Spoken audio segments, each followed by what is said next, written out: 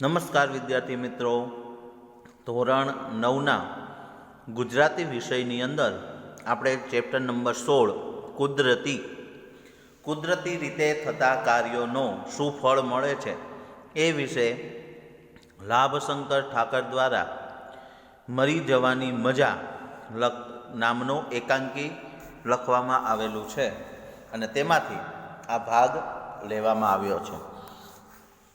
તો બાબુ નામનો આ નાટકનો મુખ્ય પાત્ર બાબુ, જે સવારે મૃત્યુ પામે છે અને સાંજ થતાં તે ઉઠે છે. અને એ પછી આપણે આ પાઠને અહીંયા સુધી ભણ્યા હતા કે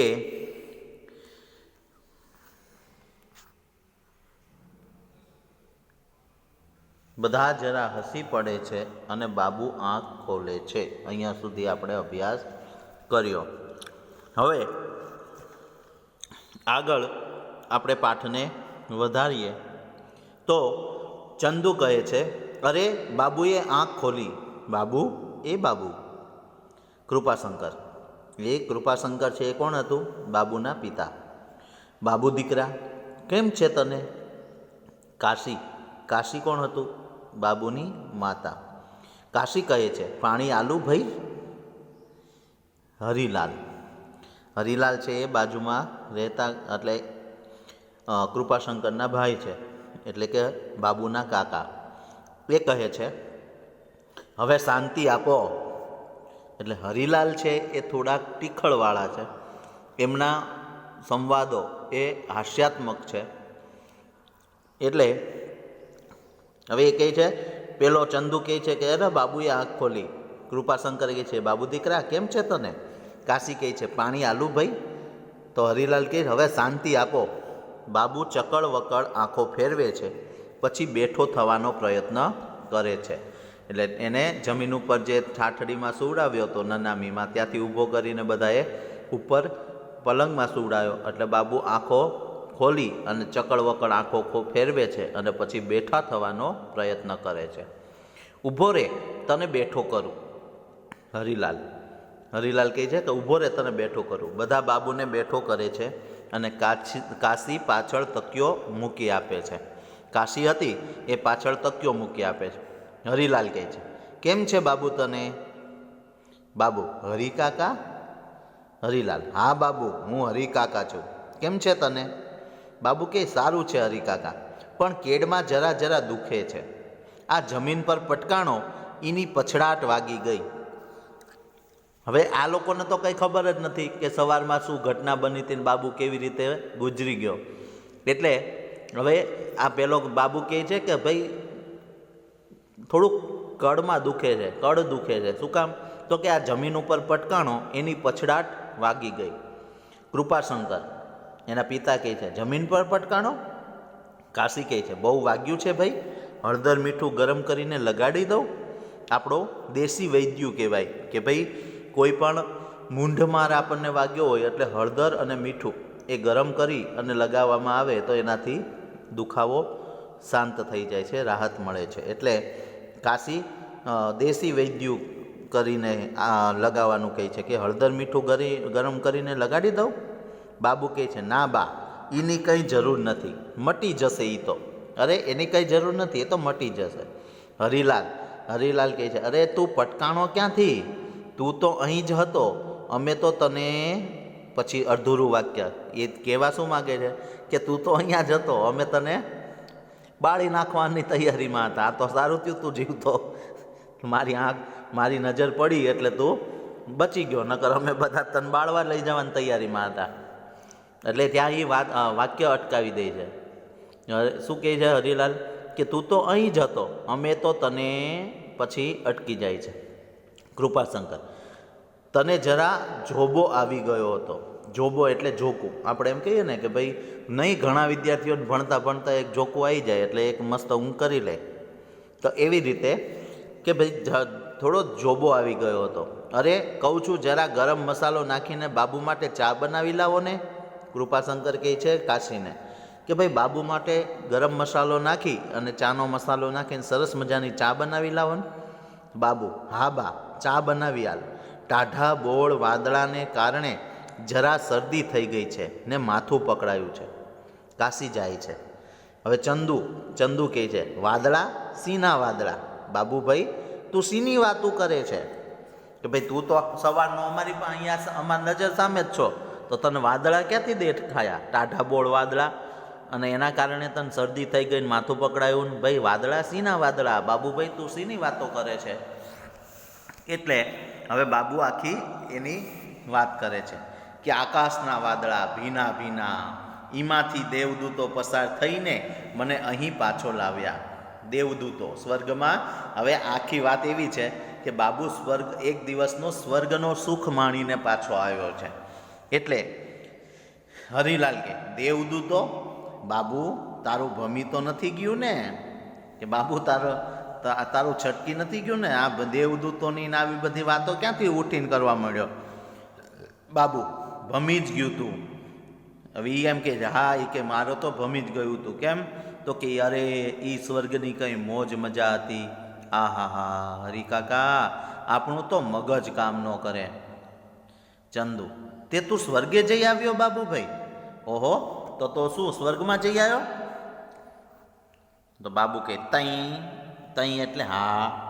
બાબુ શું કહે છે કે હા, હું સ્વર્ગમાં જઈ આવ્યો. હરિલાલ જરા માંડીને વાત તો કર, સ્વર્ગ કેવું હોય છે બાબુ? હરિલાલ કહે છે કે તો પછી બાબુ તું સ્વર્ગમાં જઈને આવ્યો તો એમાં થોડીક વિસ્તારથી માંડીને વાત કરવી, એટલે વિસ્તારથી વાત કરવી. કે તો પછી જરા વિસ્તારથી વાત કરને, સ્વર્ગ કેવું હોય છે બાબુ? બાબુ કહે છે અરે શું વાત કરું હરિકાકા, કહું છું ને કે આપણું મગજ કામ ન કરે. આપણે ઘણીવાર આપણે નહીં ગુજરાતી આપણી વાક્ય રચના, અરે યાર એવી મજા આવી ને કે આપણી અક્કલ કામ ના કરે, એવી મસ્ત જગ્યા હતી, એવી બધી આપણે વાતો કરીએ ને એ અર્થમાં અહીંયા કહે છે કે અરે હરિકાકા શું કહું છું ને કે આપણું મગજ કામ ન કરે. તો હરિલાલ કહે છે પણ તું ગયો કેવી રીતે? તું સ્વર્ગમાં ગયો કેમ? કઈ રીતે?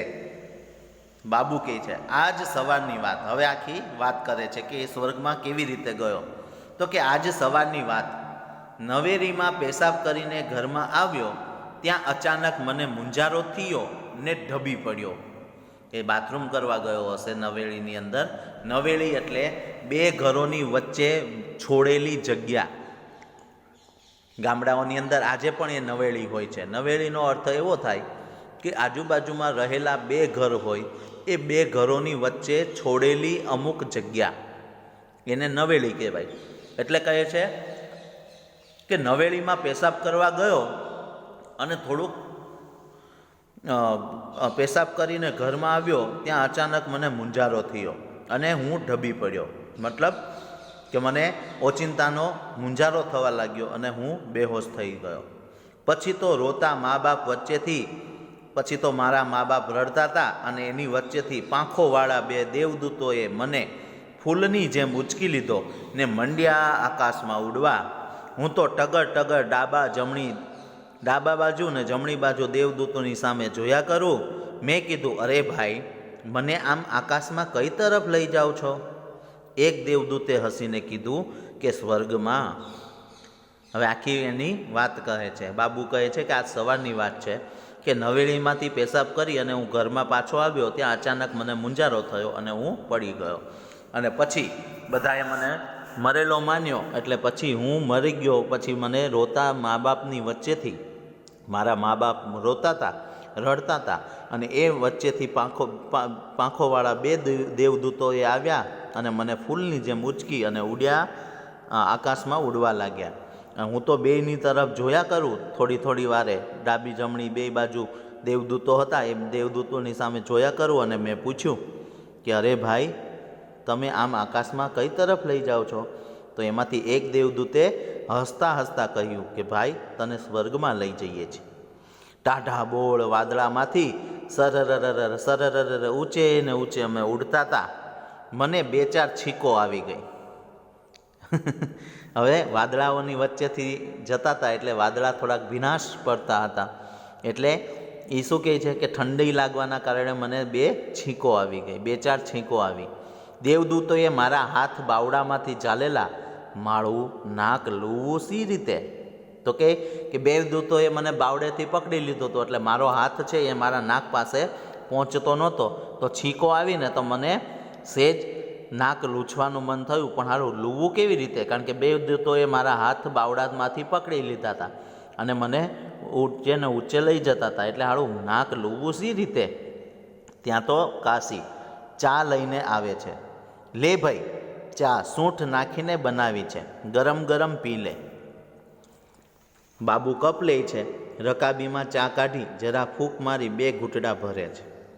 એટલે કાશી ત્યાં ચા બનાવવા ગઈ હતી તો ચા લઈને આવે છે અને ચા સૂંઠ નાખેલી સરસ મજાની ચા બનાવી, એટલે ગરમ ગરમ ચા બનાવી છે એટલે તું પી લે. એટલે બાબુ કપ લે છે અને રકાબીમાં ચા કાઢી અને 2 ઘૂંટડા ભરે છે. પછી ચંદુએ આ વાતને આગળ વધારી. પછી શું થયું બાબુભાઈ?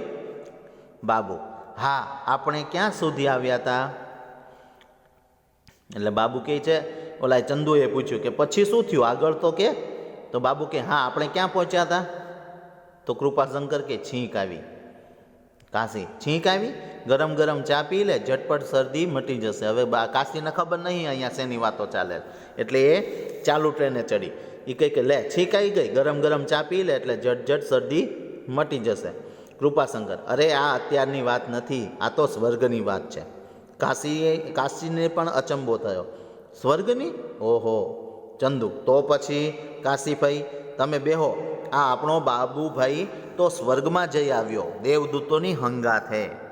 હંગાથે એટલે સાથે, સંગાથે. તમે સાંભળો. હા તો પછી બાબુભાઈ.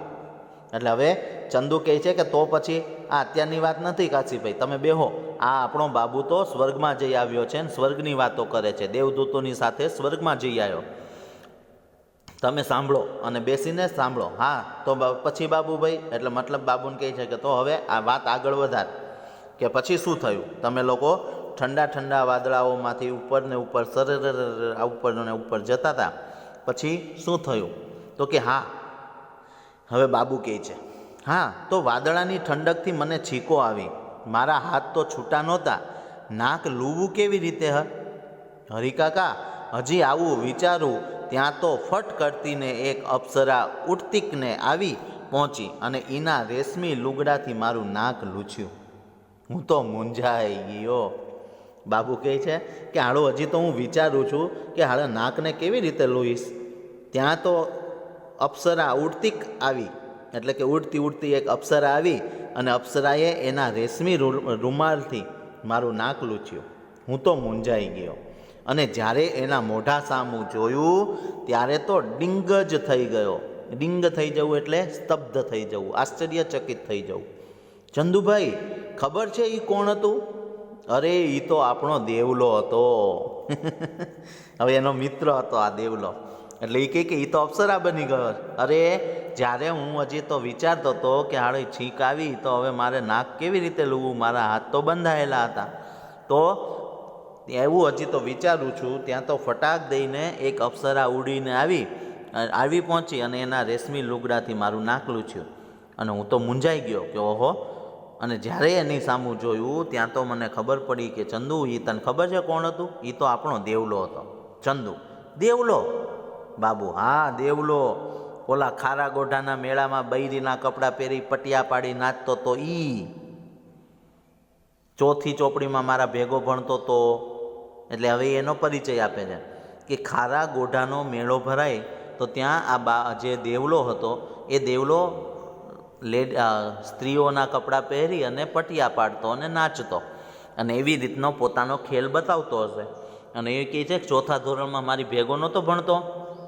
તો ચંદુ કે હા હા દેવલો, પેલો નરસિંહનો છોકરો, એટલે કે નરસિંહભાઈ જે છે એમનો છોકરો દેવલો. હરિલાલ: નરસિંહનો છોકરો તો 2 વર્ષ પહેલાં મરી ગયો તો.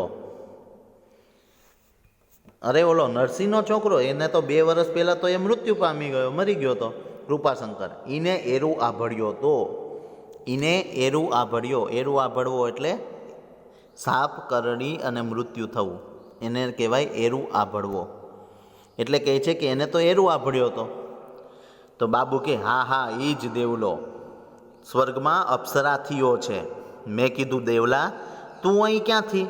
તો કે તમારું નાક લોવા આવી છું બાબુભાઈ. મારું નામ હવે દેવાંશી છે, સ્વર્ગમાં અપ્સરા છું. એટલે હવે બાબુને વાત કરે છે.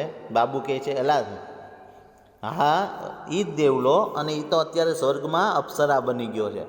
એટલે અપ્સરા તરીકે આવ્યો હતો. એટલે મેં કીધું એલા દેવલા તું અહીંયા ક્યાંથી? તો એ કહે છે કે તમારું નાક લૂછવા આવી છું બાબુભાઈ. મારું નામ હવે દેવાંશી છે અને હું હવે દેવલો નથી, હવે મારું નામ દેવાંશી છે અને હું સ્વર્ગમાં અપ્સરા છું. તો આગળ હરિલાલ કહે છે અરે મારો બેટો દેવલો કેવું પડે હો. ચંદુ પછી બાબુ પછી શું? દેવલો માળો રૂપનો અંબાર લાગે હો ચંદુભાઈ. અરે અપ્સરા બન્યા પછી તો એનું કાંઈ રૂપ લાગે? એ તો મારું નાક લૂછીને અંતર્ધાન થઈ ગયો, મતલબ ગાયબ થઈ ગયો.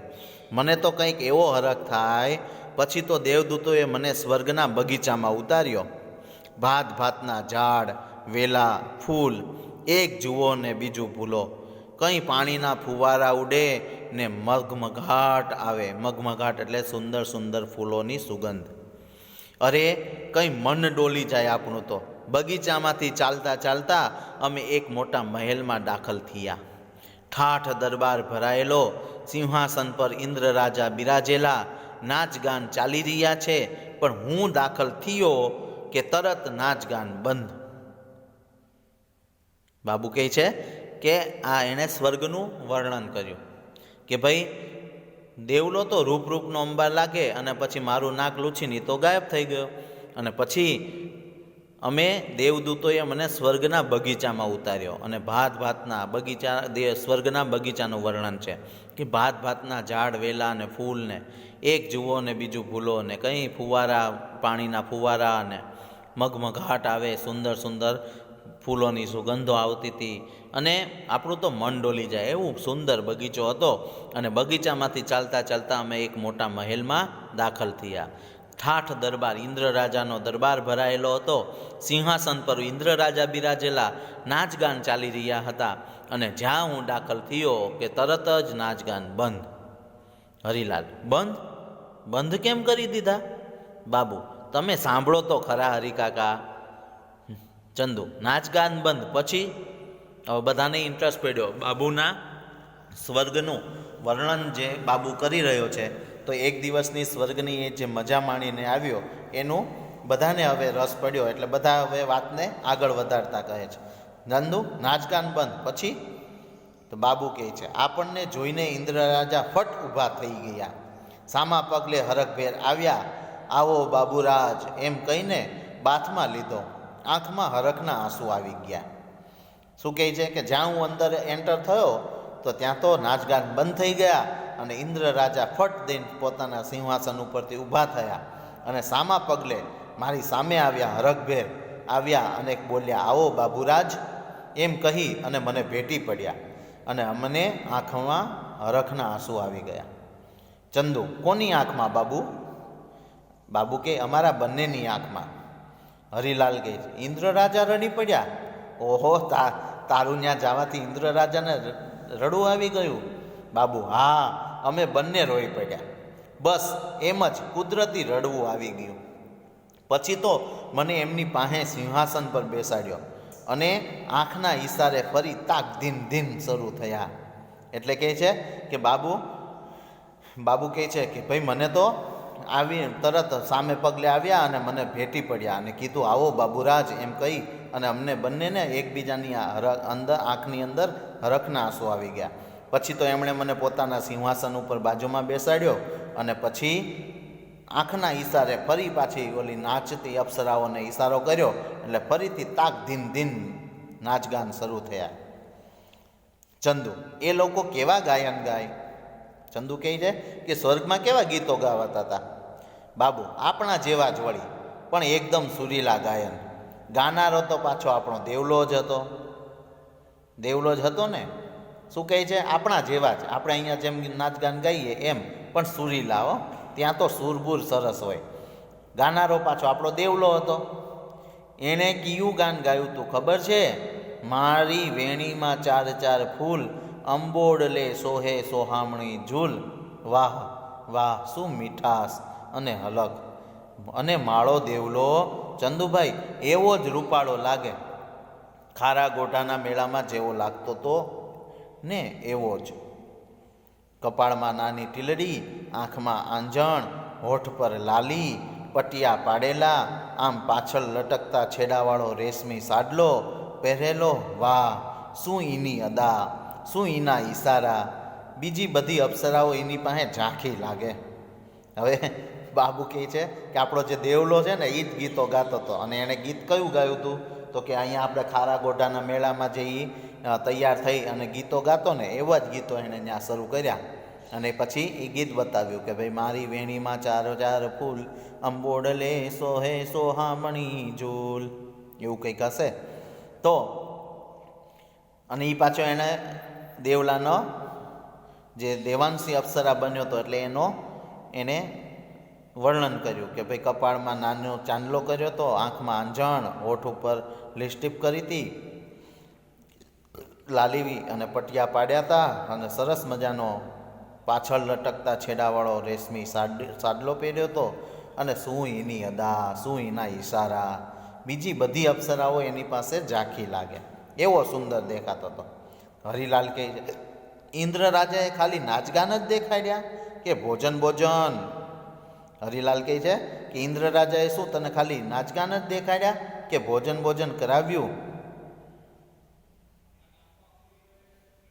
બાબુ, જમ્યા વગર તો ઇન્દ્ર રાજા જવા દે? શું વાત કરો છો હરિકાકા? નાચગાન બંધ થયા એટલે ઇન્દ્ર રાજા કે હાલો બાબુરાજ, જમવા પધારો. બહુ તો અહીંયા સુધીનો આપણે રાખીએ કે ભાઈ ઇન્દ્ર રાજાએ બાબુને જમવા માટે બોલાવ્યો. તો ત્યાં સુધીનો આપણે પાઠને રાખશું, કારણ કે બહુ હજી લાંબો પાઠ છે એટલે બહુ વધારે પડતો લાંબો પાઠ છે. તો એના માટેથી આપણે અહીંયા સુધી રાખીએ. તો કહે છે કે ઇન્દ્ર રાજાએ ખાલી હરિલાલ કહે છે કે ભાઈ આ બધું નાચગાન જ દેખાડ્યા કે ભોજન ભોજન કરાયું? તો કે બાબુ કહે છે હા, જમ્યા વગર તો ઇન્દ્ર રાજા થોડા જવા દે. શું વાત કરો છો હરિકાકા? નાચગાન બંધ થયા એટલે ઇન્દ્ર રાજાએ કહ્યું કે હાલો બાબુરાજ, જમવા પધારો. બસ ત્યાં સુધીનો આપણે પાઠ રાખીએ. ઓકે વિદ્યાર્થી મિત્રો, આની પછીના ભાગની અંદર ફરી આગળ આપણે પાઠને સમજીશું. ત્યાં સુધી આ પાઠને અહીંયા સુધીનો સારી રીતે સમજજો અને અભ્યાસ કરજો. ઓકે, ફરી મળીશું. ધન્યવાદ.